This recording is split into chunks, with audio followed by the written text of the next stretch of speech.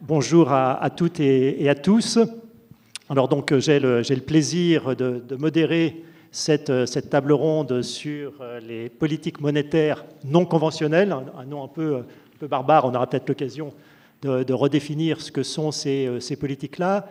Mais comme vous le savez, là, depuis la période de crise, les banques centrales se sont engagées dans des politiques tout à fait inédites, avec une explosion de la taille de leur bilan, souvent multipliée par 3, 4, voire même davantage, et puis aussi quelque chose qu'on avait rarement vu, là, des taux d'intérêt négatifs, c'est-à-dire que c'est le prêteur qui finalement paye l'emprunteur pour emprunter. Donc la question qui se pose aujourd'hui, après quelques années, y compris dans la zone euro, c'est ces politiques-là qui étaient un peu tout à fait inédites. Est-ce que ça marche? Quels sont les effets? Alors c'est vrai qu'on voit on voit que les différentes économies sont sorties de crise. On a évité une crise du type des années 30. Ceci dit, les banques centrales, elles mesurent leur performance à ce qui se passe sur l'inflation, et on voit qu'en zone euro, l'inflation peine à revenir vers les 2%. Vous savez que l'objectif de la Banque centrale européenne, c'est en dessous mais proche de 2%. Et si on regarde notamment l'inflation hors énergie, hors alimentation, on est plutôt encore au voisinage de 1%, voire en dessous, ce qui fait qu'on pourrait se poser la question légitimement, est-ce que ça marche? Alors pour répondre à cette question, j'ai autour de moi quatre intervenants là, qui sont tout à fait qualifiés pour traiter de ces questions. Alors je vais commencer par ma droite. Donc à droite, tout au bout, Laurence Boone, qui est chef économiste du groupe AXA, qui est en même temps aussi, alors je ne vais peut-être pas décliner tous les titres, mais qui est directrice de la recherche d'AXA Investment Manager et puis d'autres fonctions aussi au sein d'AXA Investment Manager. Et Laurence a eu aussi différentes fonctions, à la fois dans le secteur gouvernemental et dans le secteur privé. Elle a notamment été, au cours des années récentes, conseillère économique auprès du président de la République. Juste à ma droite, Benoît Cœuré, qui est membre Benoît est membre du directoire de la Banque centrale européenne depuis 2012, je crois, ce qui fait que, comme il a été très associé à la mise en place, à la conception et à la mise en œuvre des politiques non conventionnelles menées par la Banque centrale européenne, et donc c'est un peu par Benoît d'ailleurs qu'on commencera la discussion pour qu'il nous explique ce que fait la BCE et surtout si ça marche ou non. À ma gauche, Natacha Valla, Natacha qui a aussi alterné des postes dans le secteur privé et d'autres postes plus proches de la politique économique. Donc Natacha est actuellement chef de la division politique et stratégie du département analyse économique à la Banque européenne d'investissement au Luxembourg. Et Natacha a travaillé aussi à la Banque centrale européenne, à la Banque de France et aussi dans une banque d'investissement, là chez Goldman Sachs, comme économiste de marché. Et Natacha a aussi comme caractéristique, là pour vous Lyonnais, d'être lyonnaise, une caractéristique d'ailleurs que je partage, je suis aussi lyonnais d'origine. Moi je suis grenoblois. Donc c'est pas très loin, on va t'admettre, c'est la même région. Et puis à gauche, Philippe Martin, donc professeur d'économie au département d'économie de Sciences Po. Et Philippe a aussi eu des fonctions de conseiller économique, puisqu'il a été conseiller économique d'un ministre de l'économie, qui est devenu président de la République. Et Philippe est aussi un spécialiste des questions d'économie internationale et aussi des questions d'économie monétaire. Donc voilà pour l'introduction. Alors pour revenir à la première question un peu que je voudrais poser, et en commençant par Benoît et avec son point de vue de banquier central, c'est la question, elle est toute simple, c'est est-ce que la politique non conventionnelle que mène la Banque centrale européenne, est-ce que ça marche et notamment, est-ce qu'on va voir l'inflation remonter? Merci Olivier et bonjour à tous. Et en tant que grenoblois sur un panel de Lyonnais, je vais essayer de bien me tenir. Pour répondre à la question posée par Olivier, j'ai préparé quelques graphiques. Il y a 2 diapositives, je vous rassure. Donc ça, c'est la première, il y en aura juste une deuxième. Pour essayer de vous guider à travers le fonctionnement des politiques non conventionnelles. avec une première question avant d'en venir au graphique, qui est pourquoi est-ce qu'on fait tout ça? Pourquoi est-ce que la manière dont on fait la politique monétaire a tellement changé depuis, on va dire depuis 2007 en général, hein, depuis que la crise a commencé, mais en particulier depuis la crise de la zone euro en 2010 et en 2012? Eh bien, pour deux raisons. Une qui est commune à toutes les grandes banques centrales du monde et qui est tout simplement que les taux d'intérêt ont approché zéro. Donc la manière dont on fait la politique monétaire, normalement, c'est on fait bouger, monter et descendre le taux d'intérêt pour faire de la réallocation intertemporelle des ressources. Tout le monde a appris ça, et ça marche très bien. Ça marche très bien tant que vous pouvez bouger le taux d'intérêt. Sauf qu'on est arrivé dans une situation où on était face à un tel déficit de demande que les taux d'intérêt nominaux sont arrivés à zéro. À ce moment-là, on ne pouvait plus les baisser. Alors en fait, si, on pouvait quand même les baisser. Donc on a pu mettre certains taux d'intérêt à un niveau inférieur à zéro, je vais y revenir, mais il fallait quand même trouver autre chose. Donc ça, c'est la première raison, et c'est une situation qu'ont connue aussi la Réserve fédérale, la Banque du Japon, la Banque d'Angleterre et bien d'autres. Et puis il y a une raison plus spécifique à la zone euro, très spécifique à la zone euro, qui est qu'on a eu une crise qui a fragmenté la zone euro, qui a déclenché des phénomènes, des boucles locales, des phénomènes d'amplification locale au niveau des pays de la zone euro, qui appelaient des réponses différenciées. Or, la politique monétaire est unique. Donc comment est-ce qu'on traite des situations locales avec une politique monétaire qui est unique? Eh bien, en essayant d'inventer des instruments qui ont un impact différencié, même si l'instrument s'applique partout dans la zone euro. Et donc, c'est cette deuxième problématique, celle de la fragmentation, qui a imposé de nouveaux instruments. Donc, dans la première catégorie, on a les achats d'actifs, le quantitative easing dont a parlé Olivier. On a les taux négatifs sur lesquels on a été un peu pionnier, enfin après les Suisses et quelques autres, mais avant les Japonais. Et on a quelque chose qui a été employé par toutes les grandes banques centrales et qui s'est révélé extrêmement puissant, et je vais vous montrer comment, qui est ce qu'on appelle la forward guidance, c'est-à-dire les indications avancées sur la politique monétaire, qui consistent à expliquer aux agents économiques et aux marchés financiers la fonction de réaction de la banque centrale. Et plus que ça, la manière dont on voit l'évolution future de l'économie, de manière à donner de la prévisibilité à la politique monétaire, qui est quelque chose qu'on ne faisait pas avant. Avant, on considérait qu'en gros, on se réunissait tous les mois, et tous les mois, on allait expliquer au monde ce qu'on pensait, mais c'était très discrétionnaire et relativement opaque. Et maintenant, on essaie d'expliquer beaucoup mieux à l'avance ce qu'on va faire, et vous allez voir comment ça marche. Et puis dans le deuxième paquet de mesures, des mesures spécifiques à la zone euro, il y a eu un programme qu'on n'a jamais utilisé, mais qui s'est révélé très important en 2012 pour stabiliser la zone euro, qui est ce qu'on appelle en français les opérations monétaires sur titre, les OMT, hein, Outright Monetary Transactions, qui nous donnent la possibilité d'acheter des titres dans certains pays qui seraient soumis à des crises spéculatives. On ne l'a jamais utilisé, mais l'existence de ce programme a été très utile. Et on a ce qu'on appelle des opérations de refinancement à très long terme, des LTRO, qui ont permis aux banques dans certains pays d'avoir accès à la liquidité et donc qui ont permis de stabiliser le financement bancaire dans tous les pays frappés par la crise. Et donc on a une combinaison de ces mesures.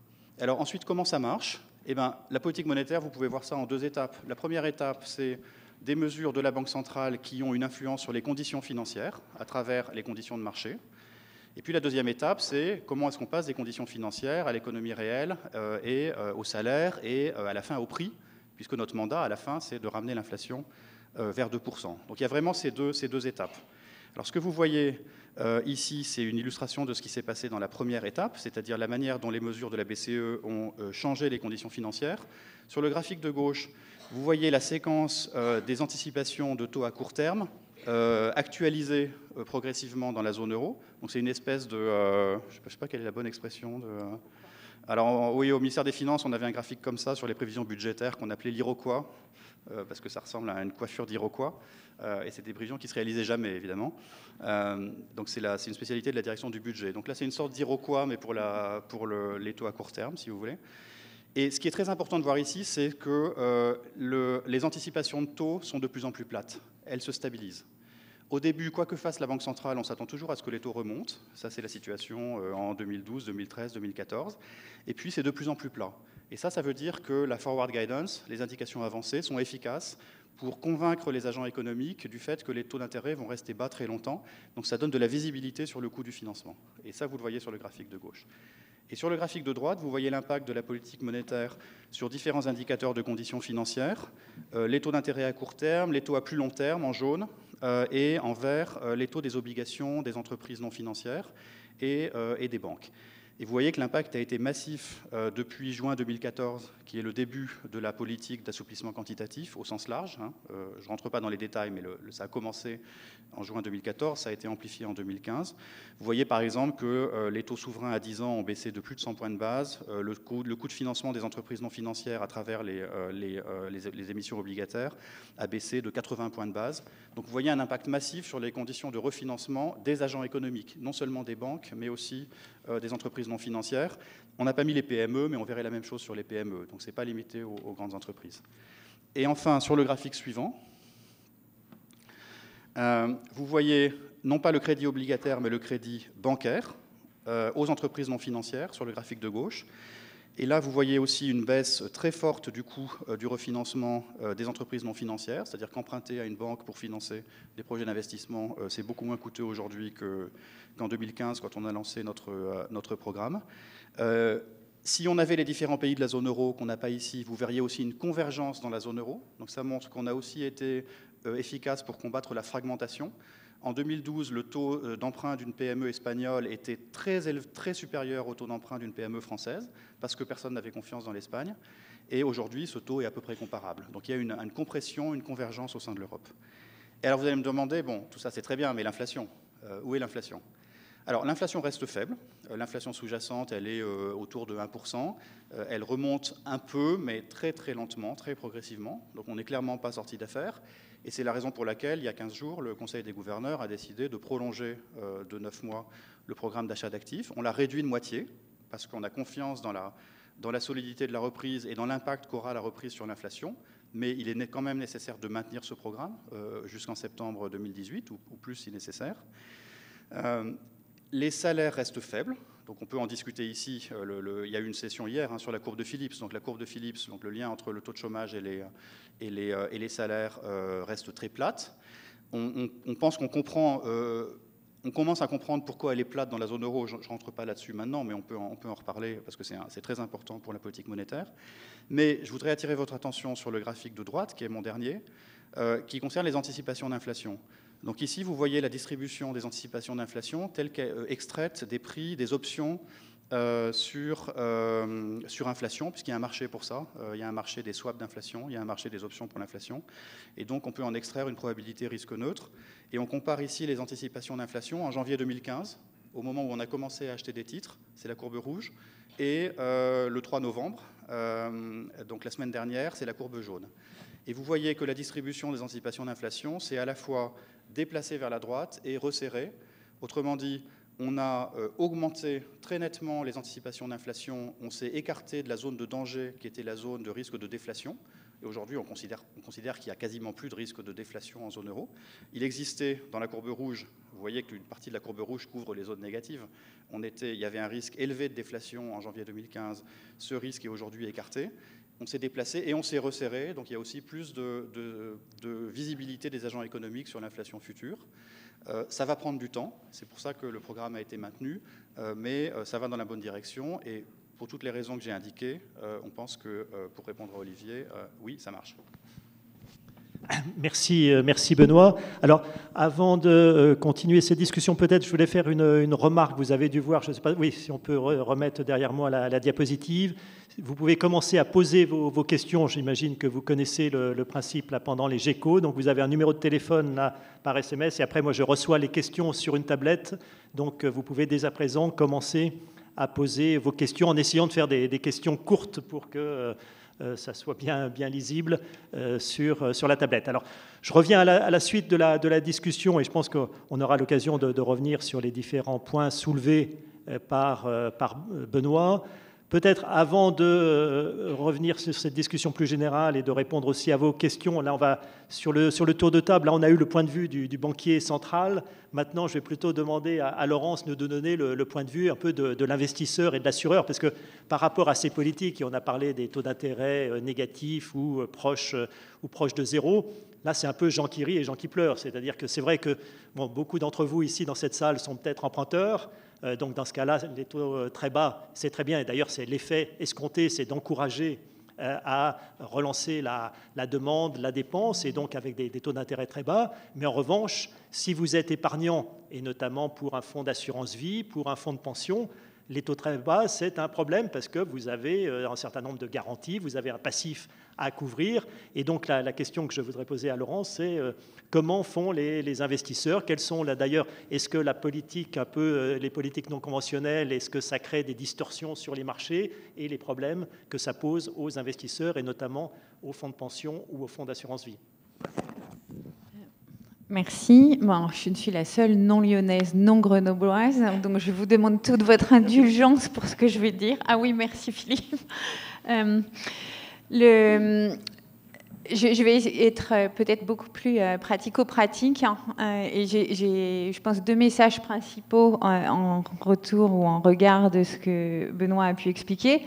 Le premier, c'est que un des effets voulus de la politique monétaire non conventionnelle, c'est effectivement de pousser les investisseurs à investir dans des actifs plus risqués, donc de s'éloigner des emprunts souverains et d'aller acheter de la dette d'entreprise ou des actions qui sont en fait plus vers le financement de l'économie réelle. Et le deuxième point que je vais faire, c'est mais il n'y a pas que la politique monétaire pour nous. Et en fait, les investisseurs sont extrêmement contraints dans la façon dont ils orientent leurs choix, à la fois par les règles prudentielles qui sont faites par les régulateurs, donc qui visent à limiter les prises de risque, et les règles comptables qui s'appliquent également sur nous. Alors sur le premier point, effectivement, les taux d'intérêt que Benoît montrait ont baissé drastiquement, et notamment les taux d'intérêt souverains. Et ce qu'on essaye de montrer avec ces graphiques, c'est qu'en fait, pour un investisseur, et notamment un investisseur de long terme, ils mettent très très longtemps à baisser. En fait, si je suis un peu caricaturale, typiquement le bilan d'un assureur européen, il s'élève entre 500 et 1000 milliards, et quand un assureur achète quelque chose, il le détient jusqu'à maturité. Il l'achète en vue de le détenir. Les assureurs font très peu de changements sur leur bilan, sauf en cas de gros choc, évidemment. Ça, c'est la première chose. Donc, ça veut dire qu'à peu près chaque année, ils vont réinvestir moins de 10% de leur bilan, ce qui reste, en regard de la taille du stock, quand même petit. Et ce que vous voyez ici, c'est les quatre plus grands assureurs européens. Et on voit bien qu'en moyenne, donc, le Life and Savings, donc tous les produits d'épargne d'assurance vie, le taux moyen sur le stock qui est détenu et qui est donc celui qui est reversé aux assurés, il va passer d'environ 4 en gros à l'entrée dans la crise, à aujourd'hui plus proche de 3,2. Donc c'est quelque chose qui reflète la baisse des taux dont parlait Benoît, mais probablement dans une moindre mesure. Ça pose des problèmes différents suivant les pays.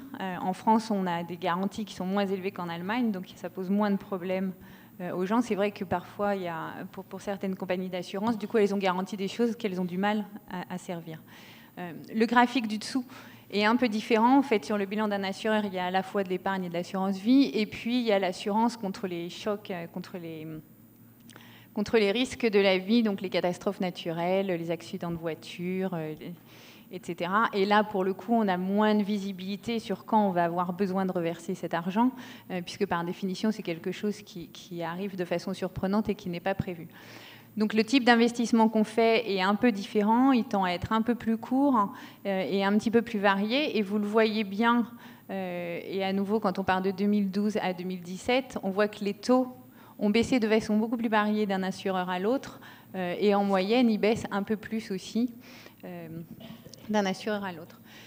Et pour revenir sur un point que faisait Benoît, évidemment, je ne connais pas la façon dont Allianz ou Generali gèrent leur bilan, mais sur tout ce qui est plus court terme, donc la partie du dessous, les taux ont été moins affectés chez AXA parce qu'on a profité en quelque sorte, de ce que faisait la BCE pour réduire la fragmentation. On y a cru, donc on a racheté des pays périphériques. Et ça permet de maintenir un taux qui est un peu meilleur que celui qu'on trouve en France ou en Allemagne. Donc ça, c'est le premier point que je voulais faire, c'est un gros stock, un impact sur les taux, mais finalement qui est assez diffus et assez lent en raison du peu de renouvellement des stocks dans l'épargne. Le deuxième point est de dire, donc, pardon, juste pour finir là-dessus, je ne cherchais pas à contredire Olivier, mais le fait est que c'est moins un problème que la perception qu'on peut en avoir d'habitude. Ça nous pousse à chercher de la diversification, à s'ouvrir à d'autres types d'investissements. Ça demande un peu plus d'agilité et de réflexion, mais c'est un problème auquel on sait à peu près répondre. Le deuxième point, c'est évidemment, on n'est pas aucun investisseur qui gère de l'argent, notamment pour compte de tiers, n'a une totale liberté dans ce qu'il fait, et en particulier et surtout après la crise financière, ont été mis en place beaucoup de réglementations, dont je crois que tu t'occupes en partie, et qui visent à protéger le capital qui est déposé par les tiers. Donc en fait, on cherche du rendement, mais la première chose qu'on va faire, c'est chercher à protéger le capital et à faire que quand on met 1 € aujourd'hui, on va au moins le retrouver dans 10 ans. Ça, c'est la première chose. Et pour ça, il y a un cadre réglementaire pour les assureurs qui s'appelle Solvabilité 2 et un cadre comptable qui encadre très très fortement ce qu'on fait. Ce que vous voyez sur le graphique, c'est l'allocation typique d'un assureur européen. Donc en gros, il a à peu près 40% d'obligations souveraines. Il a à peu près autant de crédits, donc des obligations d'entreprise. Et en revanche, ce qui peut frapper ou ce qui frappe souvent et qui est assez différent de ce qu'on voit aux États-Unis, il a assez peu d'actions. Et je reviendrai là-dessus. Mais vous voyez qu'il s'est développé aussi. Alors, il a acheté de l'immobilier, il a du cash et il y a d'autres sources de diversification.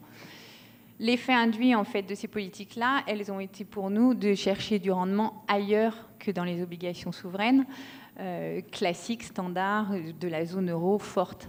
Ça veut dire, en théorie, qu'on va aller chercher soit du risque de crédit, donc on investit plus dans des obligations d'entreprise, soit on va chercher du rendement à l'étranger, donc on va dans des pays qui sont un peu moins sûrs que la France ou l'Allemagne, ou alors on va aller chercher du rendement dans des actifs qui sont moins liquides, puisqu'on a des horizons de temps très très longs. Vous prenez une assurance vie typique, avec la fiscalité, ça veut dire que les gens gardent en moyenne au moins 8 à 10 ans leur épargne, et donc ça nous permet d'investir dans des choses comme les infrastructures, les autoroutes qui ont des taux de rendement à très très long terme. Ça permet d'investir quand on parle d'immobilier, c'est en général assez peu résidentiel, c'est des bureaux. Ça permet aussi d'aller investir dans des entreprises de taille intermédiaire, et là on va vraiment chercher du risque parce que c'est forcément c'est plus fluctuant qu'une grosse entreprise du CAC 40, ou même parfois d'investir directement dans des petites entreprises qui se développent, c'est ce qu'on appelle le private equity. Et puis, puisqu'on a aussi des modes dans les investissements, aujourd'hui, la plupart des assureurs font de plus en plus de choses dans ce qui s'appelle l'impact. Donc, c'est des fonds qui visent autant à avoir un rendement social qu'à avoir un rendement économique. C'est investir dans des entreprises de distribution d'eau en Afrique, c'est investir dans de l'éducation, c'est investir dans des choses où on sait qu'on ne verra pas de rendement à très court terme, mais qu'en revanche, sur le très long terme, ça devrait délivrer un peu plus de taux. Alors, à quel moment est-ce que la politique réglementaire et comptable intervient? Je vais vous donner juste un exemple qui, pour moi, est très, très frappant. Quand on investit dans du crédit d'entreprise, on a une charge en capital, c'est-à-dire les provisions qu'on met de côté au cas où il y aurait un risque de défaut, qui est de l'ordre de 6 à 7%, dépendant de la qualité des entreprises. Si on achète une action de la même entreprise, le capital qu'on doit mettre de côté, il est plutôt entre 40 et 45%. Donc évidemment, ça mobilise beaucoup d'argent et du coup, on est très peu incité à aller acheter des actions. Ça, c'est pour le réglementaire. Et puis après, je vous parlais des règles comptables. On aime aussi, les règles comptables visent en fait à mettre en évidence la volatilité, donc le risque de choc d'un investissement. Et c'est évidemment beaucoup plus volatile sur une action, surtout depuis la crise, puisqu'on regarde une période de 10 ans pour savoir si ça a eu de la volatilité. Et à nouveau, ça pénalise. Enfin, on a peu d'appétit à aller dans les actions parce qu'on va avoir de la volatilité très vite. Et un investisseur, quand on investit pour le compte de tiers, je pense que la plupart d'entre vous n'avez pas du tout envie de voir votre épargne faire, certes, plus d'1% un an, c'est bien, mais moins 15 l'année d'après, c'est beaucoup moins bien. Même si au bout de 10 ans, vous avez un rendement de 4 à 5. Quand on investit dans du crédit obligataire, c'est beaucoup plus stable et on n'a pas du tout ces fluctuations-là, ce qui est quand même un côté plus rassurant. Du coup, ce qu'on a vu depuis la crise, c'est effectivement moins d'emprunts d'État, plus d'emprunts d'entreprise, des achats d'emprunts d'entreprise plus aux États-Unis, parfois qu'en Europe parce que les taux de rendement sont repartis un peu plus vite. Une grande diversification vers l'illiquide, donc vers les infrastructures, l'immobilier d'entreprise ou le private equity, dans une certaine limite, puisque la contrainte réglementaire fait aussi que c'est un peu pénalisé en termes de capital. Donc on pense que les assureurs européens ne vont pas dans de l'illiquide à plus de 10 ou 15% de leur bilan. Et puis, pour répondre à une question qui m'a souvent été posée, est-ce que vous allez dans les émergents ? En fait, aller acheter des obligations dans les pays émergents, c'est très tentant parce qu'évidemment, les rendements sont élevés. En revanche, à nouveau, tout ce qui est réglementaire et comptable pénalise assez fortement les émergents pour plusieurs raisons. La première, c'est que c'est en général très volatile. La deuxième, c'est qu'on prend un risque de taux de change qui est très fort. Et ça, les gens n'aiment pas non plus voir beaucoup de volatilité à cause du taux de change. Donc on se couvre contre le change et pour ça, on paye pour la couverture et cette couverture peut être effectivement très élevée. Du coup, on fait assez peu d'émergents en monnaie locale. Après, il y a beaucoup des pays émergents qui émettent en dollars. Donc on pourra aller acheter en dollars, mais en fait, il y a très peu d'émergents qui ont des marchés assez liquides pour qu'en cas de problème, on puisse vendre ou profiter d'une opportunité pour acheter. Il y a en gros en Europe la Pologne, mais c'est à peu près tout. Et si on regarde par exemple le continent américain, ça va être assez concentré sur le Mexique. Donc finalement, ça a l'air très gros. Le marché émergent, pour mémoire, c'est à peu près 18 trilliards de dettes, mais en réalité, la partie qu'on peut acheter est beaucoup plus petite. Donc voilà, puisqu'on me rappelle à l'ordre, je vais finir. C'est vraiment pour du côté d'un investisseur, mais à nouveau de long terme. La politique monétaire, elle a effectivement poussé à la prise de risque. On a acheté beaucoup plus d'obligations d'entreprise, beaucoup plus investi dans l'économie réelle, mais ça tourne assez lentement. Et puis surtout, cette prise de risque, elle est quand même beaucoup contrainte par la réglementation et la comptabilité. Et ce qui n'est pas du tout une plainte, c'est juste ça fait juste comme résultat une allocation qui prend un certain biais vers la dette, beaucoup plus que vers les actions. Merci Laurence. Alors en entendant Benoît et Laurence, Benoît nous a dit oui, les politiques non conventionnelles, ça marche. Laurence nous dit finalement, nous, investisseurs, ça nous pose des problèmes, mais ça nous rend plus intelligents, plus imaginatifs. Donc finalement, on arrive à s'en sortir. Donc pour le moment, on a plutôt une vision positive. On aura l'occasion pendant l'échange de revenir sur ces points de vue-là. Alors maintenant, je voudrais peut-être prendre une autre perspective et de sortir un tout petit peu avec Natacha, parce que vous savez ce qu'aiment bien dire les banquiers centraux, et je parle sous le contrôle de Benoît, et Mario Draghi, le président de la BCE, l'a souvent dit, il a dit, mais attention, il ne faut pas trop demander aux politiques monétaires. Les politiques monétaires, c'est sûr, c'est très important, ça aide, mais il n'y a pas que ça dans la vie. Et souvent avec l'expression que vous avez dû entendre, « It's not the only game in town ». Donc par rapport à ça, la question c'est qu'est-ce que l'on doit faire en accompagnement de ces politiques monétaires ou même de manière peut-être plus structurelle. Et donc là, je me tourne vers Natacha, d'autant que la Banque européenne d'investissement a joué un rôle central dans le plan Juncker, qui, comme vous le savez, est un plan d'investissement au niveau de l'ensemble de l'Union européenne. Donc ce que je souhaiterais, c'est que Natacha nous dise un peu sa vision de l'accompagnement, de ce que, finalement, à côté des politiques monétaires non conventionnelles, est-ce qu'il y a des politiques à mener, d'ailleurs, qui pourraient, les deux pouvant se renforcer les unes et les autres? Merci Olivier. Donc effectivement, on a vu un petit peu les éléments, je pense qu'on peut passer transparent, essentiels de la politique monétaire non conventionnelle ou des politiques monétaires non conventionnelles, je les rappelle ici. C'est la réalité aujourd'hui, c'est qu'on a une banque centrale qui est impliquée dans le financement de l'économie et dans le secteur financier par plusieurs biais. Donc il y a une multidimensionnalité de la politique monétaire qui est nouvelle, il y a une pluralité d'instruments, Benoît l'a bien rappelé, donc je ne reviens pas dessus.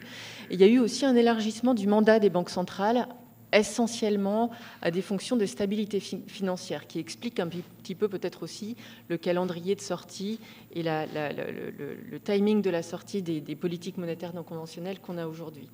Alors, effectivement, avec la crise, les banques centrales ont introduit des nouveaux instruments, ont mis beaucoup de liquidités sur le marché, et on s'est rendu compte que finalement, il y a eu l'émergence de ce qu'on appelle des failles de marché qui n'existaient pas dans un cycle normal. C'est-à-dire qu'avec la crise, le système bancaire a cessé de financer l'économie et en particulier a cessé de financer des acteurs qui n'avaient pas de financement alternatif.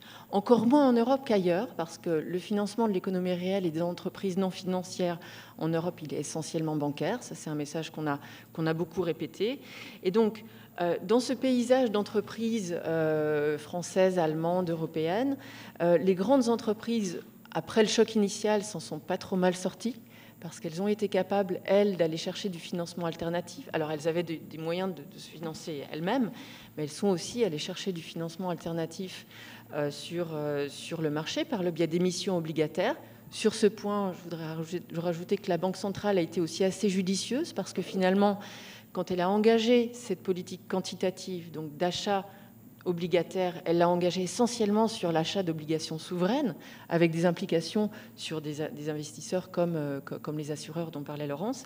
Mais elle a aussi, dans un deuxième temps, choisi de lancer des programmes d'achat d'actifs, de titres de dette, qui étaient émis non plus par des souverains, mais par des compagnies non financières. Et ça a aidé les grandes entreprises. En gros, ça a beaucoup aidé les entreprises françaises, parce que c'est des gros émetteurs dans le paysage européen, à trouver du financement alternatif à ces banques qui avaient disparu. Ça a laissé sur le carreau une grande partie des entreprises que sont les petites et moyennes entreprises. Or, les petites et moyennes entreprises, c'est une bonne partie de la croissance, c'est une énorme partie de la création d'emplois et de l'emploi de façon générale, de façon assez différenciée entre les États. Il y a des pays comme l'Italie, par exemple, qui ont un pourcentage de leur valeur ajoutée produite par des PME vraiment important. C'est vrai aussi, c'est vrai dans tous les pays. Donc on a eu une défaillance de marché que la BCE a tenté de contrer. Alors la BCE avait ses propres objectifs. Il ne faut pas oublier que les banques centrales, essentiellement, l'objectif, c'est la stabilité des prix, la stabilité macroéconomique et maintenant la stabilité financière. Mais il y a eu en effet un impact assez différenciant entre justement les différents acteurs qui font la croissance. Donc, quels sont les diagnostics en suspens aujourd'hui? Et je ferai alors le lien sur les autres politiques qui ont été mises en œuvre et le degré de succès qu'elles ont eu, et les interactions avec la politique monétaire. Et je pense qu'on ne fait jamais assez le lien entre ce qu'a fait la Banque centrale et les externalités positives de la politique monétaire sur la puissance des autres politiques qui ont été mises en place au niveau européen. Les trois diagnostics qu'on peut faire aujourd'hui, c'est d'abord qu'il reste, malgré tout, un gap d'investissement, ce que j'appelle un gap d'investissement, c'est-à-dire un manque à gagner d'investissement qui a été creusé très fortement dans les premières années de crise, mais qui, malgré les retournements récents, alors effectivement, les choses vont mieux depuis un an et demi. On se rend compte que le cycle de l'investissement privé est beaucoup plus porteur. Les entreprises se remettent à investir. Les investissements en machines et équipements, par exemple, sont plutôt bien tournés. C'est une contribution positive à la croissance dans beaucoup de pays. Mais on reste quand même, par rapport à un tendanciel contrefactuel qui aurait été suivi en l'absence de crise, à des niveaux qui sont en deçà des niveaux d'investissement en termes d'intensité par rapport au PIB, en deçà de ce qu'on avait en 2008. Donc ça, c'est quand même inquiétant. Un gap d'investissement qui est très inquiétant aussi au niveau de l'investissement public. Alors, j'y viendrai un petit peu plus tard, mais l'investissement public, ça fait un peu débat. On se dit, bon, on n'a pas d'espace budgétaire pour faire de l'investissement public. Quand on regarde la composition de la dépense publique, on se rend compte, c'est vrai pendant la crise, c'est vrai depuis les années 80. En fait, à chaque épisode de consolidation budgétaire, il y a un compartiment de dépenses publiques qui en pâtit, et qui en pâtit de façon durable, c'est l'investissement. Donc on a aujourd'hui une situation d'investissement compliquée au niveau aussi bien public que privé. Par rapport au financement de cet investissement, et pour faire le lien avec les PME dont je parlais tout à l'heure, on garde une dépendance des entreprises, des banques à la liquidité de banques centrales très importante. Donc les banques européennes aujourd'hui dépendent très fortement alors là, c'est un instrument dont Benoît l'a évoqué, mais de façon subliminale, c'est la provision en liquidité au système bancaire, qui est effectué aujourd'hui sur un mode qui était pas du tout opératoire avant, qui est effectué sans limite. Donc il y a une fourniture de liquidité, ce que j'appelle open bar, ce qui est une bonne chose, mais les banques sont encore fortement dépendantes à cette fourniture de liquidité. Donc si on passe au transparent suivant, vous avez une illustration de ça. Ici, ça reprend la structure du passif des banques européennes. J'ai enlevé les fonds propres, donc c'est vraiment le reste du passif. Et les banques sont classées par classe de qualité de crédit. C'est-à-dire, vous avez en gros, sur la colonne de gauche, les bonnes banques, celles qui sont solides. Et puis, plus vous allez vers la droite, la dernière colonne étant la moyenne de la zone euro, plus vous allez vers la droite, plus vous avez des banques qui sont en situation un peu difficile, ou en tout cas jugées par le marché comme étant de qualité de crédit moindre. Et on se rend compte que sur, par exemple, cette troisième colonne que j'ai soulignée en rouge, le financement banque centrale, qui sont les parties bordeaux et clair et foncé, est quand même assez important par rapport dans la structure du passif. Donc, si un jour la Banque centrale européenne souhaite normaliser la mise en œuvre de la politique monétaire, sans même parler de resserrer par le biais de hausse de taux d'intérêt ou par le biais d'effacement du quantitative easing, il faudra trouver une solution à ça. Et penser que derrière ça, il y a encore une fois le financement des PME. Et je reviendrai sur le fait que ce que nous disent les PME aujourd'hui. Alors, on peut passer au transparent suivant, qui est l'avant-dernier. C'est un petit peu la même chose que je vous montre ici, mais je regarde de ce côté. Tout à l'heure, vous aviez une image du passif des banques. Là, c'est du côté de l'actif. Et on regarde les encours de prêts bancaires aux entreprises non financières. Il y a une ventilation par pays. On a pris les grands pays. Et dans la façon dont ces prêts sont financés, du clair au foncé de haut en bas, vous avez le financement par les dépôts. C'est ce qu'on aime le mieux ou le moins bien en fonction de la circonstance. Si on est en bank run ou en crise bancaire, on n'aime pas ça du tout, mais sinon, en règle générale, ça tend à être assez stable. Si on ajoute donc le financement par dépôt, la colonne très claire, et le financement par les opérations de refinancement à long terme de la BCE, qui ont été des instruments absolument majeurs pour maintenir la stabilité et la viabilité des banques de la zone euro, si on fait la somme de ces deux choses-là, on se rend compte que finalement, dans des pays comme l'Allemagne, je vais de gauche à droite, l'Allemagne, l'Autriche, le Portugal, la France, on finance une bonne partie des prêts bancaires à l'économie. Donc, il faut voir qu'il y a un résidu, c'est-à-dire un manque à gagner de financement ou un besoin de financement externe. Ce besoin de financement, en général, est fourni par le marché. Les banques se financent aussi sur le marché par le biais d'émissions obligataires bancaires. Il est très, très dispersé en fonction des pays. Donc, en gros, il y a des pays qui sont encore non seulement très dépendants de la fourniture en liquidité pour le financement ou le refinancement de leur portefeuille bancaire. Mais en plus, il y a peu de dépôts, il y a peu d'autres éléments sur le bilan, ce qui fait qu'il faut en plus avoir la confiance des investisseurs. Alors, Laurence n'a pas mentionné le fait que les assureurs, s'ils investissaient ou pas dans le crédit bancaire, je pense que c'était dans les 40%. Mais en tout cas, il faut qu'on trouve des investisseurs qui soient capables de combler cette partie-là. On va passer au transparent suivant et celui encore d'après, puisqu'il ne me reste plus qu'une minute. Donc, si on peut passer au transparent d'après. Alors, quel a été le rôle de la BUI et du plan Juncker dans ce cadre-là? Le plan Juncker, ça a été une mobilisation par le biais de garanties publiques, de financement privé, pour permettre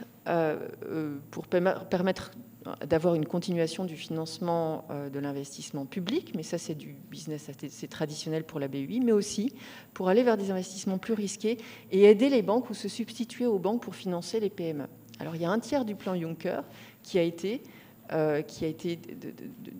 consacré au financement des banques pour aller financer les PME. Donc on prêtait aux banques en leur disant « vous utiliserez cet argent pour aller financer les PME ». Et finalement, ça a quand même assez bien marché. Que nous disent les entreprises aujourd'hui? C'est le graphique de droite.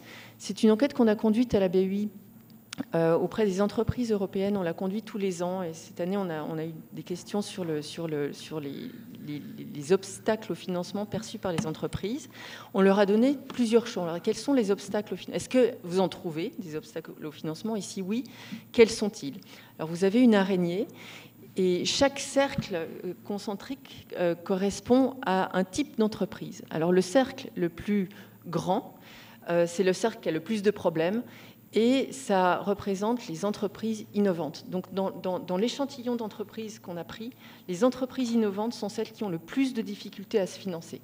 Donc, quand on dit il n'y a pas de problème de financement, les banques prêtent, c'est vrai de façon agrégée, mais c'est très vrai pour les grandes entreprises, c'est le petit cercle au centre. C'est beaucoup moins vrai pour les petites entreprises, pour les jeunes entreprises. Et là, je prends mes cercles de façon concentrée, du plus petit au plus grand, et encore moins vrai pour les entreprises innovantes. Donc si on a encore une expression de cette faille de marché, et si on veut faire face à cette faille de marché, on a besoin d'un complément à la politique monétaire pour aller adresser de façon beaucoup plus granulaire ces questions-là. Dernier mot, j'en ai pour 10 secondes, et c'est mon dernier transparent.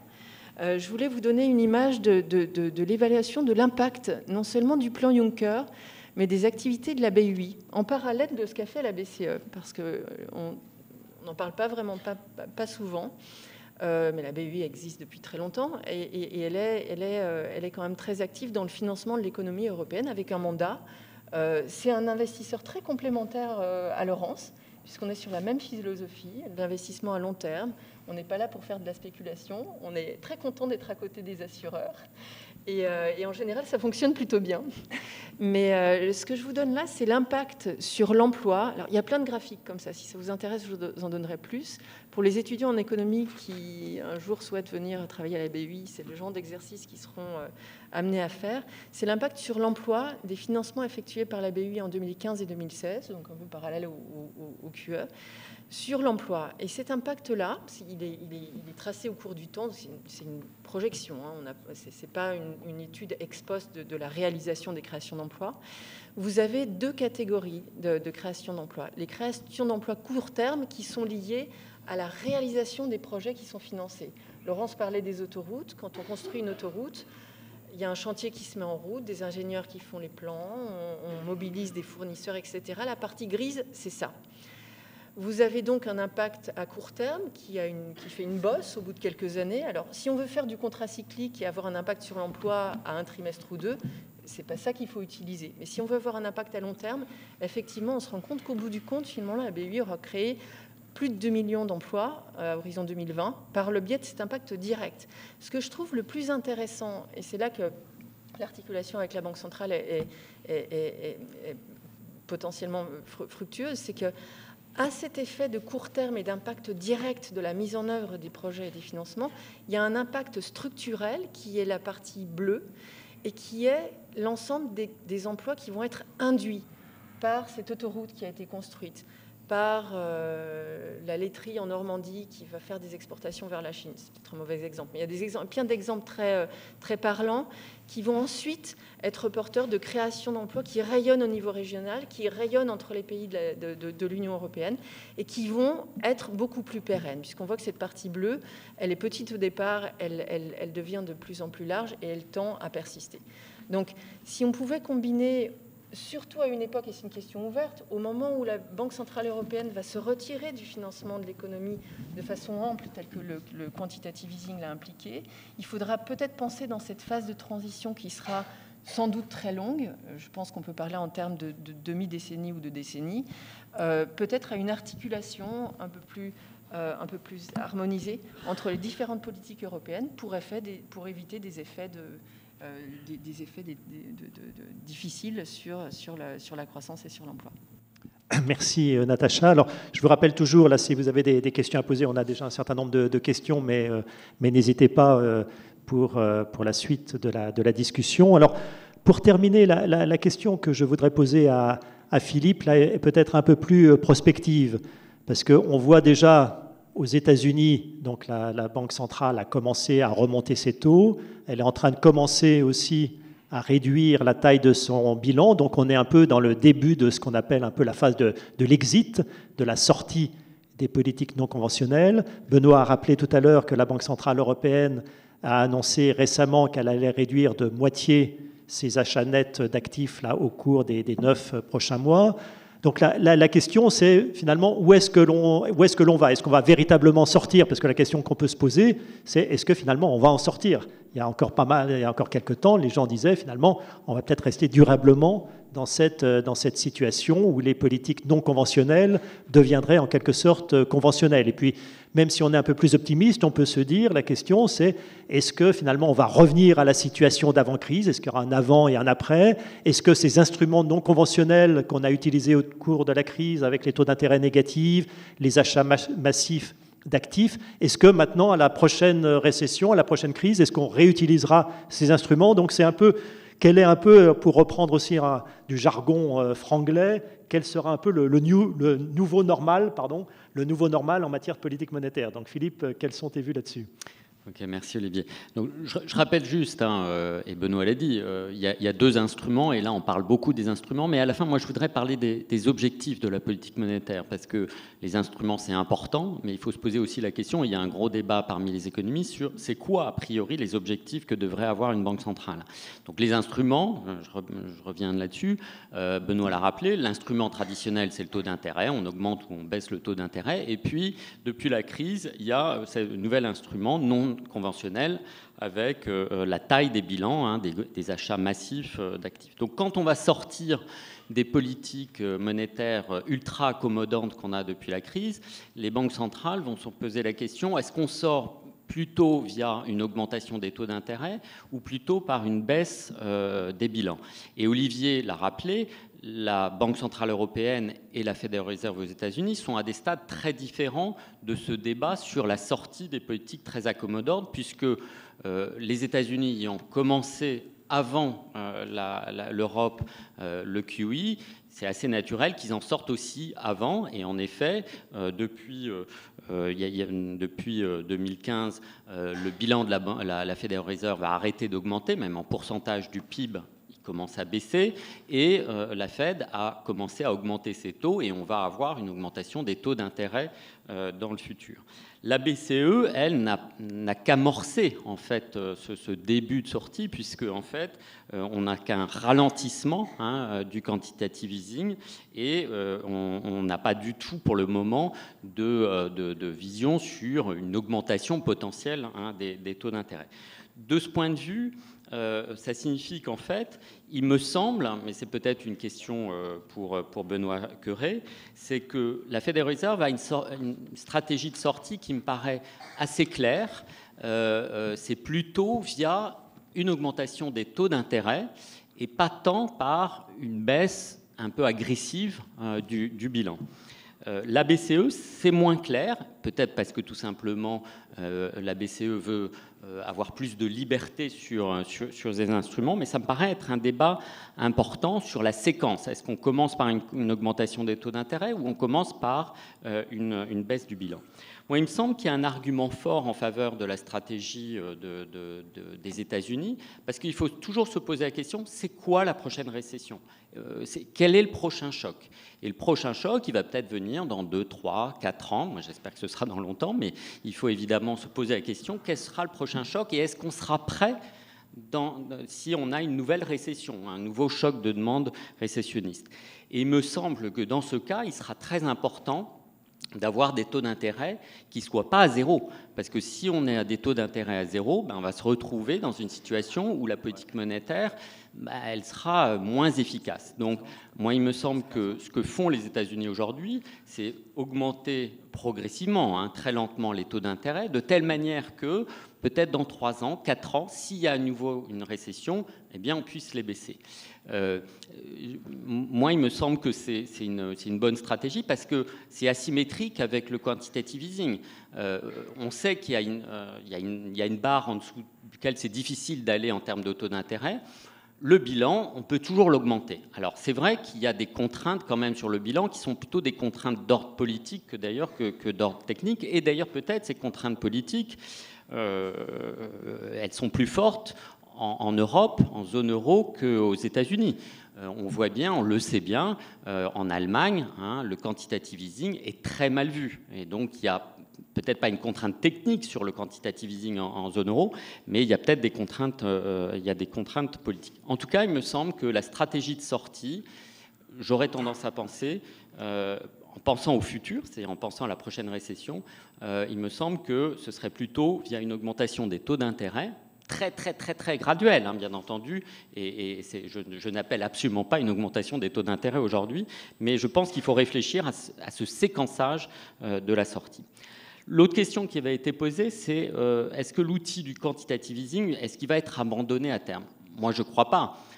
Typiquement, quand des décideurs de politique économique ont touché un instrument, ont compris, enfin, ont vu, et Benoît l'a montré, je crois qu'il a raison, qu'il avait une certaine efficacité. Je ne dirais pas qu'il est ultra efficace. Hein. Je pense que ça a une efficacité via les taux à long terme, via le taux de change. Et d'ailleurs, on ne comprend, soyons honnêtes, les économistes, nous ne comprenons pas complètement la manière dont le quantitative easing a un impact sur l'inflation, sur l'activité économique, etc. Je crois qu'il ne faut pas dire qu'on sait tout, la manière dont cet instrument fonctionne. Mais ceci dit, je pense que les banques centrales, maintenant qu'elles ont vu que ça avait un impact, je ne vois pas pourquoi et comment elles feraient pour abandonner cet instrument, ce nouvel instrument, d'autant plus que dans le futur, on sera amené très certainement, parce que le taux d'inflation, on le sait, a beaucoup baissé et va rester bas pendant longtemps, donc on sera amené à nouveau à faire face à des situations où, en effet, on va à nouveau être à cette contrainte où les taux d'intérêt, on les aura baissés, et puis le seul instrument qu'on pourra utiliser à nouveau, ce sera l'augmentation des bilans. Donc, de fait, moi, je pense que le quantitative easing, il est là pour rester. C'est pas un outil parfait, hein, c'est pas un outil ultra efficace, mais c'est un outil qui a montré qu'il avait un impact en particulier sur les taux à long terme. Donc, je pense que les banques centrales vont continuer à l'utiliser.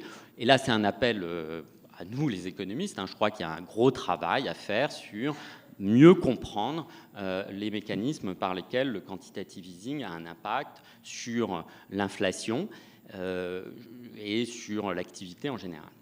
Alors, dernière question. On parle beaucoup des instruments là. Et je pense que c'est des débats techniques, mais c'est des débats extrêmement importants. Hein. Mais je pense aussi qu'il faut se poser la question, et il y a tout un débat parmi les économistes sur, au-delà des instruments, c'est quoi les objectifs qu'on devrait avoir.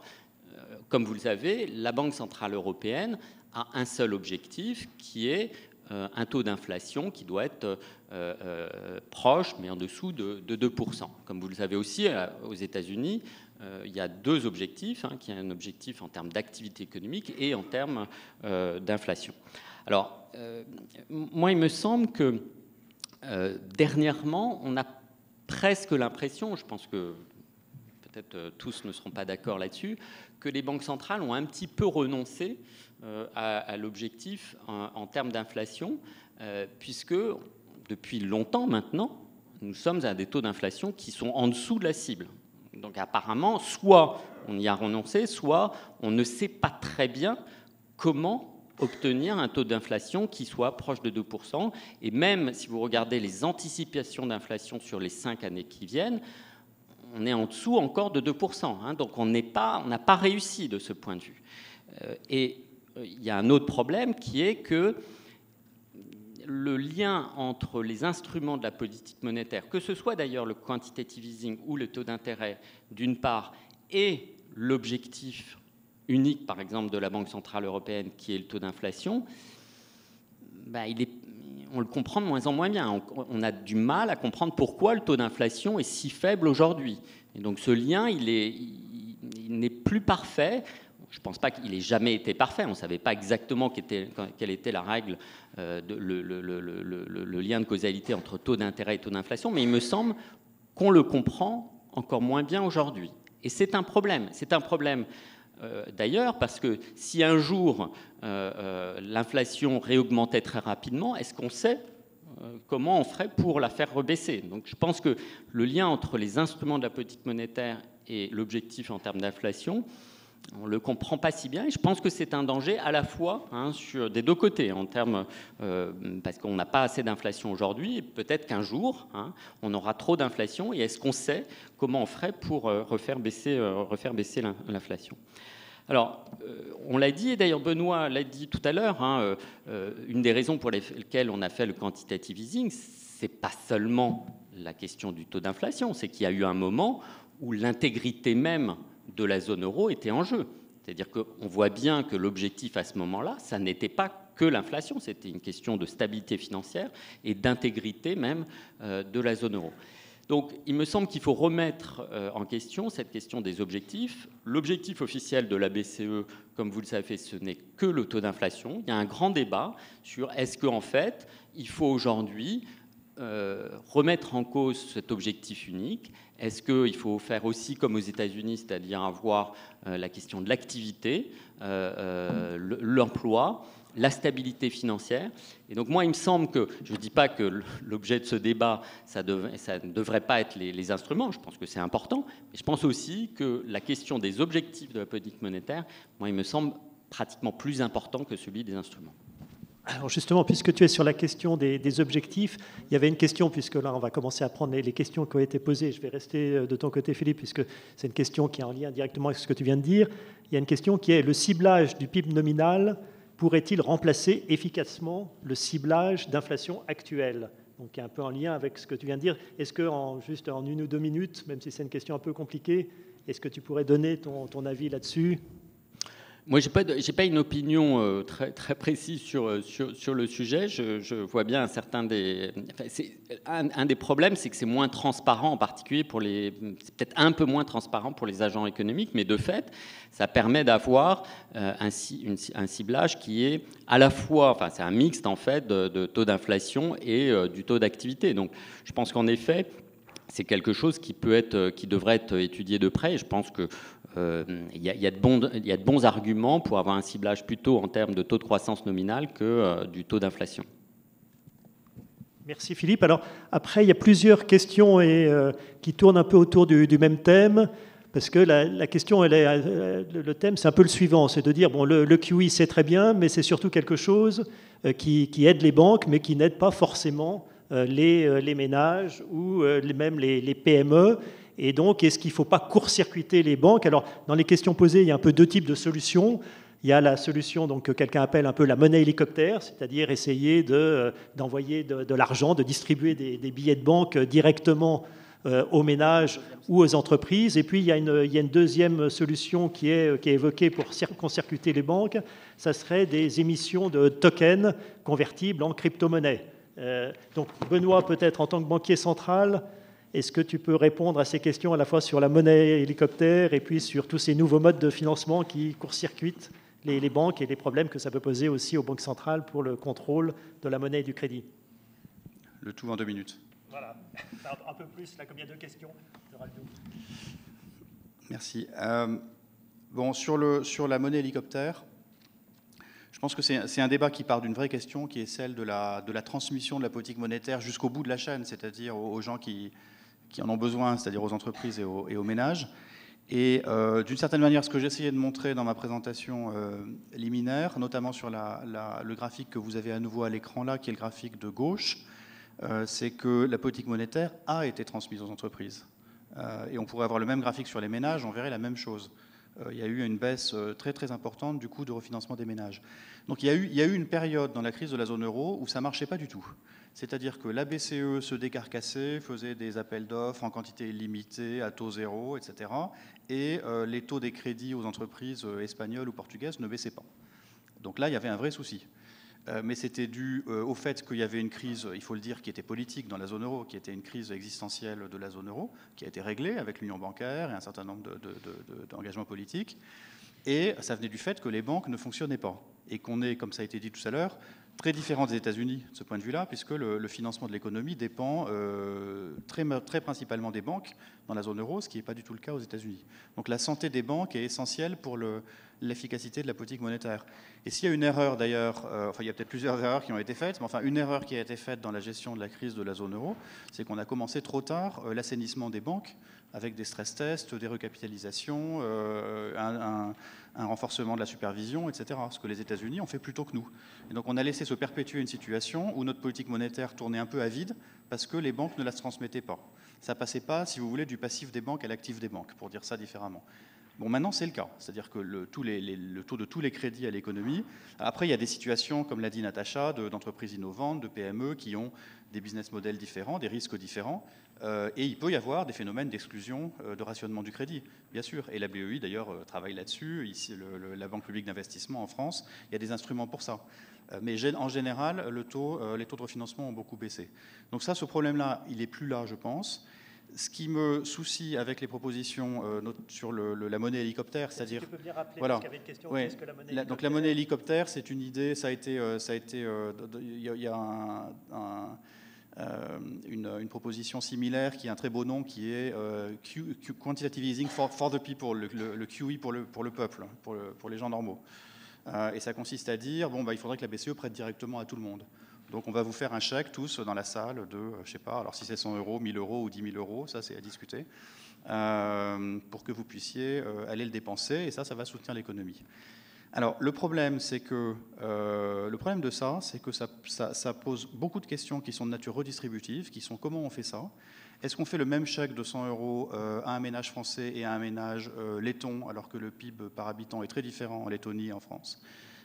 Comment ça évolue au cours du temps? Est-ce qu'il faut que ce soit redistributif, anti-redistributif? Est-ce que c'est en fonction de la taille du ménage ou par habitant?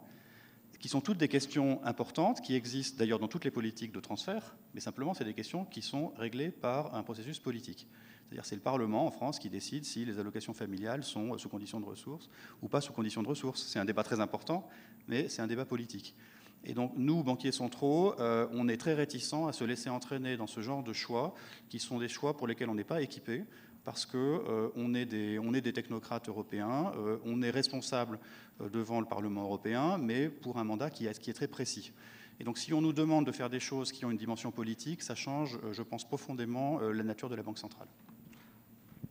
Merci Benoît. Alors maintenant, j'ai plusieurs questions que je vais poser à Laurence. Il y a plusieurs questions qui sont, est-ce que finalement, quand ces politiques-là vont s'arrêter, est-ce qu'il n'y a pas le risque d'une remontée brutale des taux d'intérêt? Donc dans ce cas-là, alors il y a une première question, c'est un peu le risque de ce qu'on appelle un crack obligataire. Si les taux remontent, dans ce cas-là, les prix des actions des obligations vont s'effondrer. Et puis deuxièmement aussi, quel impact sur les entreprises si les taux remontent fortement et rapidement?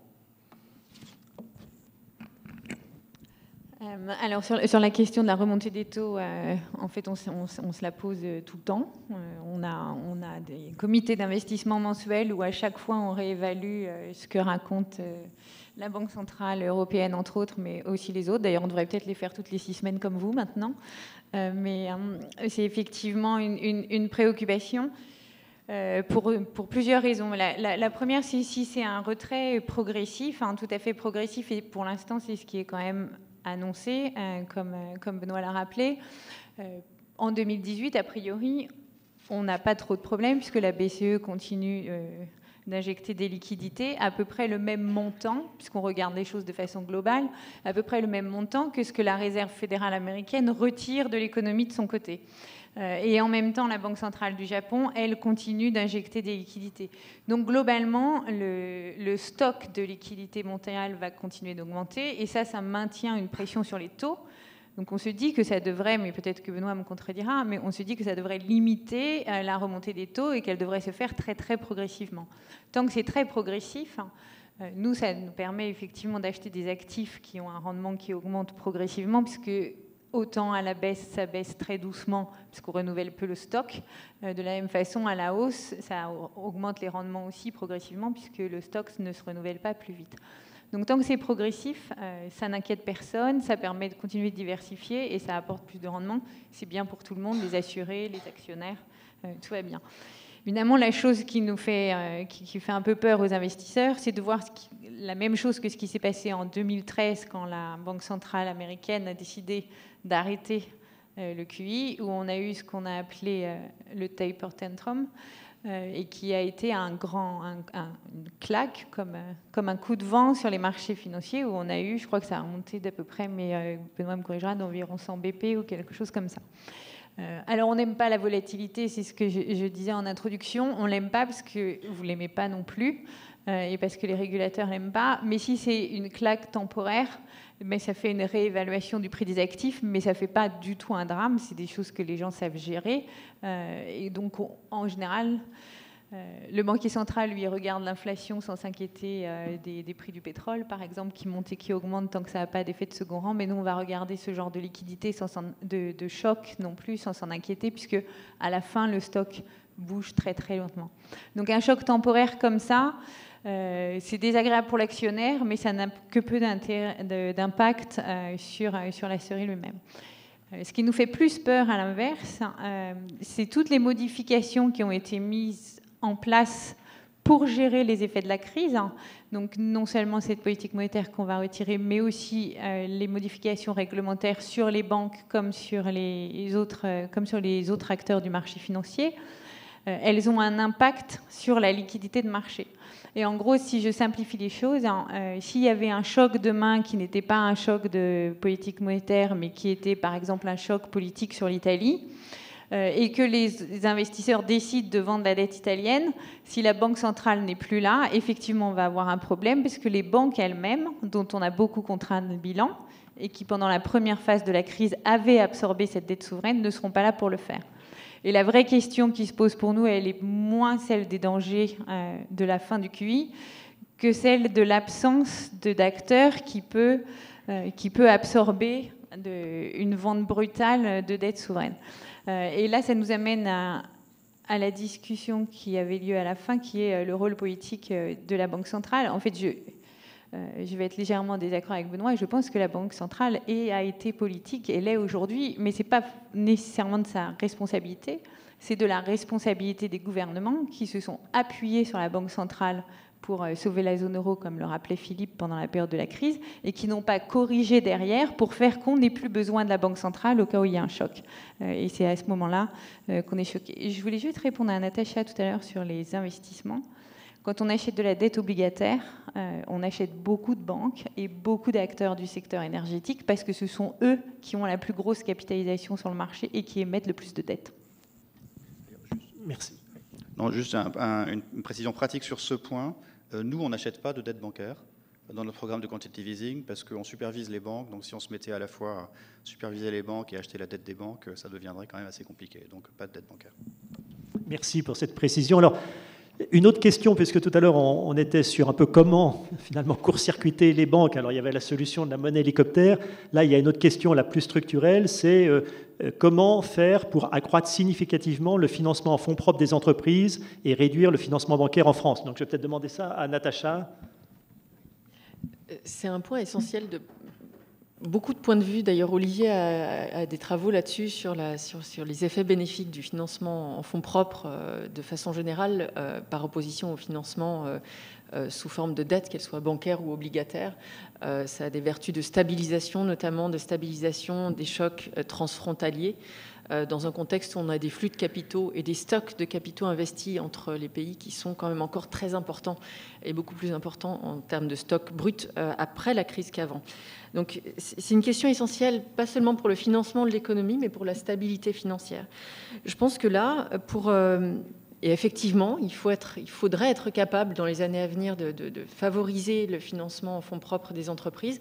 Le premier levier, c'est lié à ce que disait Laurence tout à l'heure. Il y a des questions réglementaires, des contraintes qui sont très fortes et qui font que les investisseurs qui auraient les moyens, qui sont en détention de liquidité et qui seraient volontaires pour investir cette liquidité sur des instruments plus risqués que sont les actions, pas seulement les actions, mais les instruments de type fonds propres. Or, ça leur coûte très cher en termes de pondération de risque pour le secteur bancaire, mais c'est un peu la même chose pour les assureurs et pour l'essentiel des grands acteurs, sauf ceux qui ne sont pas soumis à ces contraintes-là. Donc, il y a un level playing field peut-être à appliquer et en tout cas, éventuellement un assouplissement des règles, ou en tout cas une prise en compte dans les règles de ces effets bénéfiques-là. Sur la stabilité financière et sur l'efficacité de l'allocation de l'épargne. Un deuxième point qui est peut-être un peu moins discuté, un peu moins connu, c'est qu'il y a beaucoup d'entreprises qui veulent personne dans leur capital. Et ça, on l'a vu, nous, dans notre enquête entreprise, celle que je mentionnais tout à l'heure avec la toile d'araignée. Les entreprises qui ont... je n'ai pas repris les graphiques dans la présentation, mais il y a beaucoup d'entreprises qui ont suffisamment de fonds pour s'autofinancer en termes de trésorerie, de cash flow, et qui considèrent qu'elles n'ont pas besoin de financement, et que si elles ont besoin de financement, c'est surtout pas de l'equity, c'est éventuellement de la dette, mais encore, on va voir, il faut voir à quel prix. Donc ça, c'est un vrai sujet. Alors le cas typique qu'on a pris, nous, dans le rapport qui n'est pas encore publié, mais qui va être publié d'ici quelques semaines, c'est les entreprises italiennes, les petites entreprises italiennes, familiales, qui sont bien contentes d'avoir leur autonomie. Et de fait, effectivement, parfois, c'est pratique en termes de gouvernance de ne pas avoir affaire à des actionnaires mal intentionnés, des actionnaires ou des participations internes. Donc, s'occuper de la demande pour les fonds propres et faire en sorte peut-être qu'il y ait des arrangements en termes de gouvernance d'entreprise qui rendent l'accès au capital de l'entreprise moins coûteux pour ceux qui la font tourner. Il y a un autre levier, mais qui appartient à un débat qui devient de plus en plus dépassé, c'est la façon dont la politique monétaire quantitative a été mise en œuvre. Elle est restée axée sur des instruments de dette, essentiellement souverains, mais pas que, ça s'est ouvert. On aurait pu argumenter, je l'ai fait par le passé, et je pense même qu'avec Benoît, on a eu cette discussion l'année dernière, il y a un an, au GECO ici, sur le fait que finalement, l'Eurosystème aurait très bien pu s'engager sur des achats ou du financement de type fonds propres. Alors ça peut passer par des achats d'actions. C'est un petit peu compliqué, il y a des raisons objectivement compréhensibles pourquoi la BCE n'est pas allée acheter des actions, mais il y aurait eu le moyen peut-être éventuellement de financer des fonds qui eux-mêmes auraient fait de l'investissement en fonds propres. Je crois encore que c'est un levier assez efficace, notamment en fonction des quantités dont on parle. En ordre de grandeur, c'est quand même plusieurs dizaines de milliards d'investissements nets par an dans le contexte actuel, et un petit peu de fonds propres là-dedans, ça ne ferait pas de mal. Donc j'ai un petit peu un rappel de ce levier-là. Et le troisième point, évidemment, consiste à développer l'écosystème des financements alternatifs. Alors on ne va pas révolutionner le modèle de financement de l'économie européenne, on a besoin des banques, mais le financement, tout ce qui est private equity, venture capital, les fonds de prêt, on voit que ces acteurs-là se développent par le biais notamment de façon indirecte des gros investisseurs institutionnels qui utilisent ces supports-là pour aller chercher du rendement en dehors de l'obligataire. Il faudrait faire en sorte que ça se fasse de façon beaucoup plus, peut-être beaucoup plus facilitée, et aussi de façon un peu plus maîtrisée au niveau de la valorisation de la valorisation des actifs. Un dernier point là-dessus, ce qu'on voit aujourd'hui, et c'est peut-être une limite des politiques quantitatives, c'est que, Philippe l'a rappelé, les taux longs sont vraiment écrasés par la politique quantitative, mais dans l'écrasement des taux longs, il y a l'écrasement de toutes les primes qui vont avec, c'est-à-dire l'écrasement des taux courts, enfin toute la courbe. Et dans ces primes-là, il y a une prime de terme, mais il y a aussi une prime de crédit.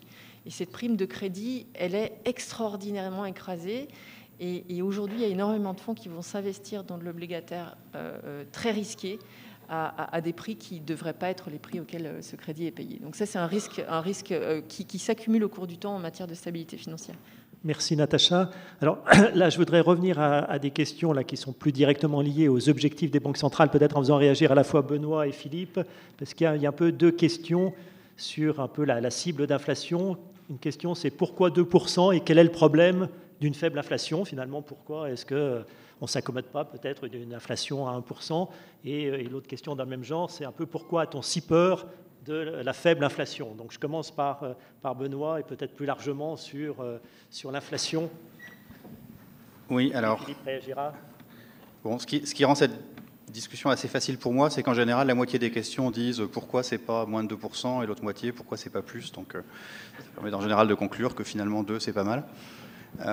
Mais il faut y répondre sérieusement. Mais avant ça, je voudrais, si je peux répondre juste à un point, mais c'est sur le même sujet, sur l'inflation, peut-être qualifier un peu, relativiser un peu une remarque faite par Philippe Martin tout à l'heure, qui est on comprend pas l'inflation, on comprend pas la manière dont la politique monétaire a un impact sur l'inflation.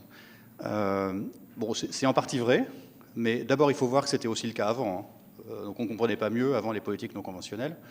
Donc la politique monétaire, ce n'est pas une science exacte. Je dis pour les étudiants qui sont dans cette salle, parce qu'on apprend la politique monétaire à partir de modèles plus ou moins sophistiqués, qui sont très utiles. Il y a un article célèbre de Clarida Gallier-Gertler qui parle de la science de la politique monétaire, qu'on enseigne toujours, je pense, en licence ou en master d'économie monétaire. Bon, la politique monétaire, c'est aussi un art, c'est pas seulement une science, c'est-à-dire que c'est beaucoup aussi de données, de data mining, de cycles conjoncturels, d'analyse de la conjoncture. C'est pas seulement de la modélisation, même si on a beaucoup de modèles. Et pourquoi? Parce qu'il faut comprendre les signes. Tout ce qu'on fait en ce moment à la BCE, une grande partie de nos discussions au Conseil des gouverneurs, c'est comprendre les indices inflationnistes qu'on voit dans les prix à la production, dans les prix des matières premières, dans les prix des produits transformés, les différents prix de produits agricoles, etc. Essayer de faire sens de ça pour voir comment ça va se traduire à la fin par de l'inflation sur les prix à la consommation. C'est quelque chose qui est très complexe et qui nécessite aussi la connaissance du passé. Or, il y a des choses qui changent, mais il y a des choses qui sont quand même relativement constantes. Et de ce point de vue-là, je vais peut-être dire quelque chose qui n'est pas consensuel, c'est mon avis personnel, mais je trouve qu'on comprend mieux, d'une certaine manière, ce qui se passe sur les salaires que ce qui est lié au changement technologique et au changement d'organisation des modes de production mondiaux. Autrement dit, j'ai l'impression que la discussion académique et publique est beaucoup centrée sur la faiblesse des salaires, sur le fait que la courbe de Phillips, c'est-à-dire le lien entre le chômage et les salaires, est très plate, et que, alors que le chômage baisse, on ne voit pas de salaires nominaux, et donc ça veut dire qu'il y a un problème avec la courbe de Phillips. Je crois qu'en fait, on commence à comprendre pourquoi. Notamment, on comprend moins bien aux États-Unis, parce que les États-Unis sont au plein emploi, avec beaucoup de gens qui ont été exclus du marché du travail, qui ne reviendront jamais. Et donc, dans une situation de plein emploi, il devrait y avoir des salaires, et il n'y en a pas, ça c'est un mystère.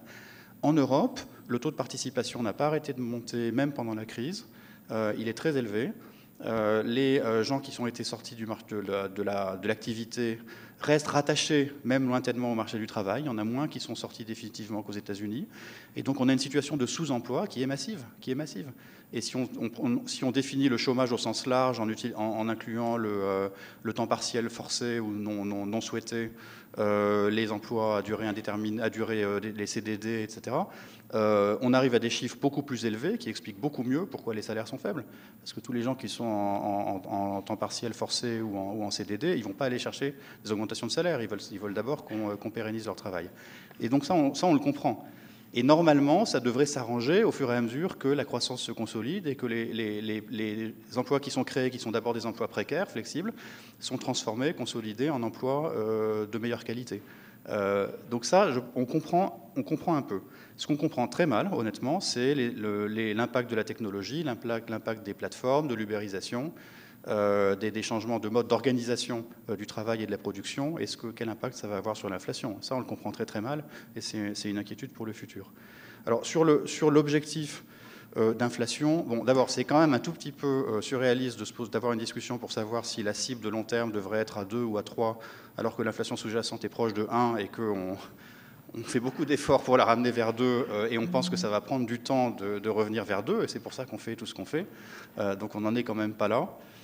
Nous, et on ne sera pas d'accord avec Philippe, mais nous, on considère à la BCE que cette définition de la stabilité des prix à 2%, c'est quelque chose qu'on a décidé en 1998. On l'a précisé en 2003 en disant ça doit être proche de 2%, en dessous de 2%, mais proche de 2%. Et on pense qu'il y a beaucoup de valeur à avoir une définition stable au cours du temps pour permettre aux agents économiques d'investir, d'organiser leurs revendications salariales. On pense que c'est un ancrage qui est important. Si on commence à le changer, si on le change dans un sens, ça veut aussi dire qu'on peut le changer dans l'autre, le coup suivant. Et il y aurait par exemple une forme de capitulation à dire aujourd'hui, bon, ben, l'inflation a pendant longtemps été en dessous de 2%, donc on va accepter que la cible ne soit plus de 2%, mais de 1%. Ça serait un constat d'échec. Et rien ne dirait que si confronté à la situation opposée, c'est-à-dire pour une raison différente, dans le futur, une inflation au-dessus de 2%, on ne ferait pas la même chose, c'est-à-dire qu'on accepterait finalement de changer de notre cible et d'aller à 3 ou à 4%. Donc on voit beaucoup de valeur à donner un cadre stable, prévisible aux agents économiques. Philippe, alors là est-ce qu'il faut s'accommoder déjà de la faible inflation, et puis est-ce qu'il faut changer la cible d'inflation. Puisqu'il y avait une question, pourquoi c'est un problème d'avoir un taux d'inflation très bas, hein, le problème, c'est que si vous avez un taux d'inflation à 0 et que vous voulez relancer l'économie, en particulier en ayant des taux d'intérêt faibles, la seule manière, ce serait d'avoir des taux d'intérêt négatifs. Et là, on a une contrainte, hein, qui est le taux d'intérêt à 0 ou quasi 0. Si vous avez de l'inflation, même avec un taux d'intérêt à 0, ça signifie que le taux d'intérêt réel, hein, donc dont on enlève l'augmentation des prix, ben, il peut être négatif.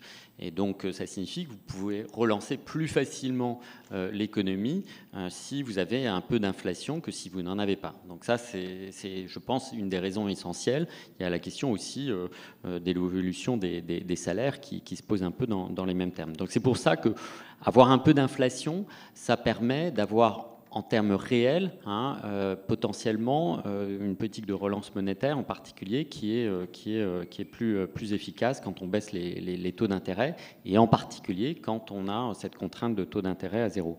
Alors sur la cible d'inflation, moi je ne disais pas du tout qu'il faut aller à une cible d'inflation à 1%, hein, je crois que Benoît m'avait bien compris là-dessus.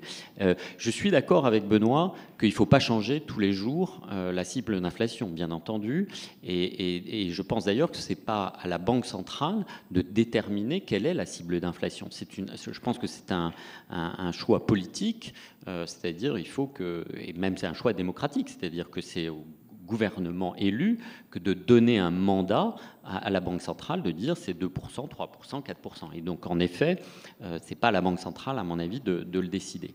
Je pense en effet qu'il faut de la stabilité, mais je crois aujourd'hui que si on avait, une des raisons pour lesquelles on a peut-être un taux d'inflation aussi faible à 1%, c'est que peut-être que l'anticipation d'inflation, elle serait différente si les banques centrales annonçaient qu'elles veulent un taux d'inflation plus élevé dans le futur.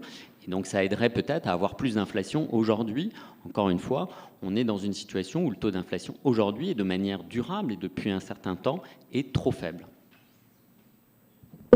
Merci Philippe. Alors là, nous approchons de l'heure de la fin. Alors il y a encore beaucoup de questions qui ont été posées auxquelles on ne répondra pas. Il y a peut-être juste une petite question technique et je vais me tourner à nouveau vers Benoît, mais en 30 secondes, parce que tu avais évoqué dans ton intervention donc, les opérations monétaires sur titre, et quelqu'un à juste titre a dit « Mais comment l'existence des opérations monétaires sur titre a pu être très utile si on ne les a jamais utilisées ?» Donc est-ce qu'en 30 secondes, tu peux répondre à cette question ? Je vais être très rapide parce que comme une partie de la salle commence à partir, c'est ce qu'on appelle la discipline de marché. Je pense qu'on a une incitation forte à être bref. Non, tout simplement, ça a marché parce que c'était une menace, c'était un instrument de dissuasion. La dissuasion, ça marche quand elle est crédible. Et on a pris soin de rendre la dissuasion crédible, notamment en passant beaucoup de temps pour faire en sorte que ce programme, donc qui consiste à avoir la possibilité d'acheter des obligations d'un pays qui serait attaqué par les marchés financiers, mais à condition que ce pays ait un programme d'ajustement européen, donc avec le mécanisme européen de stabilité. On a pris beaucoup de temps à faire en sorte que ce soit possible et légal dans le cadre du mandat de la BCE. Ça a été très contesté, on a été attaqué en justice, d'abord à la Cour constitutionnelle allemande, bon, qui, Dieu merci, n'a pas compétence là-dessus, donc ça c'était assez simple, mais aussi devant la Cour européenne de justice. Et la Cour européenne de justice a jugé que ce programme était conforme au statut de la BCE et a même considéré que la Banque centrale, dans les traités européens, devait avoir une large discrétion dans le choix de ses instruments, ce qui est, d'une certaine manière, valide un peu le type de stratégie que j'ai décrit tout à l'heure. Donc c'était crédible. Et ça a consisté à guider les anticipations des acteurs de marché. On sait très bien que les marchés financiers sont des instruments formidables pour trouver l'information, agréger l'information, révéler, produire des prix qui révèlent l'information. Mais on sait aussi que ça peut partir dans le décor, parce qu'il y a du mimétisme, il y a des comportements grégaires. Et dans ces cas-là, il faut un instrument d'intervention publique. Mais dans notre cas, il devait être conforme au statut de la Banque centrale, ça devait être de la politique monétaire, donc ça devait être destiné à ramener la stabilité des prix, et ça ne devait pas être de la politique budgétaire. Donc il fallait qu'on soit sûr que ça n'était pas un instrument de subvention à la politique budgétaire des États, et c'est pour ça qu'on a rendu ça conditionnel à un programme d'ajustement du mécanisme de stabilité. Et ça a été jugé crédible par les marchés financiers, et c'est pour ça que ça a marché. Merci Benoît. Alors, une dernière question à laquelle là, je vais répondre directement parce qu'elle est plutôt factuelle, parce qu'il y avait une question qui était, certes, la politique monétaire a permis de baisser les taux, mais qu'en est-il des volumes de crédit aux entreprises et aux ménages? Et là, le cas de la France est intéressant, que je voudrais citer, parce que, effectivement, lorsqu'on regarde les statistiques que publie la Banque Centrale Européenne, quand vous regardez les taux des nouveaux prêts aux petites entreprises, on voit que c'est en France que les taux ont le plus baissé et sont les plus bas au sein de la zone euro. Donc il y a bien eu cet effet baisse des taux d'intérêt, mais en même temps aussi, ce que l'on voit, c'est que aussi bien pour les ménages que pour les entreprises, le crédit aux ménages et aux entreprises, c'est aussi en France qu'il évolue le plus, avec des taux de croissance les plus élevés. C'est-à-dire que certes, il y a encore des problèmes de crédit dans la zone euro, par exemple si on regarde en Italie, où la croissance du crédit est encore atone, mais ce n'est pas le cas en France. C'est-à-dire, de manière, je pourrais dire, de manière un peu provocatrice, je dirais que c'est un peu en France que la politique monétaire s'est le mieux transmise au sein de la zone euro. Ceci dit, et là j'en reviens à un point que j'évoquais tout à l'heure, quand je disais la politique monétaire ne peut pas tout, le cas français montre bien que la politique monétaire, ça aide, mais ça ne suffit pas. Et donc, mais en tout cas, le crédit, c'est aussi en France. La France est le seul pays, par exemple, pour le crédit aux entreprises, où le crédit aux entreprises, contrairement aux autres pays, y compris l'Allemagne, n'a jamais baissé. Donc, et y compris quand on considère les petites entreprises, puisque là, ce dont je parle, ce n'est pas les émissions sur les marchés, c'est bien le crédit bancaire et qui est prioritairement vers les petites et moyennes entreprises. Donc voilà pour apporter cette précision là en réponse à une question. En tout cas, là, puisque maintenant il est temps de conclure, donc je voudrais remercier nos quatre intervenants. Vous remercier aussi pour les nombreuses questions que vous avez posées. J'espère que ce débat vous aura été utile et donc on vous donne rendez-vous aux prochaines journées d'économie à laquelle, et je le rappelle, donc la Banque de France est étroitement associée. Je voudrais aussi remercier Benoît Maujon qui est au premier rang dans la salle, qui a été l'organisateur de cette table ronde de la Banque de France. Et en tout cas, nous tenons à être associés à cet événement. Merci beaucoup.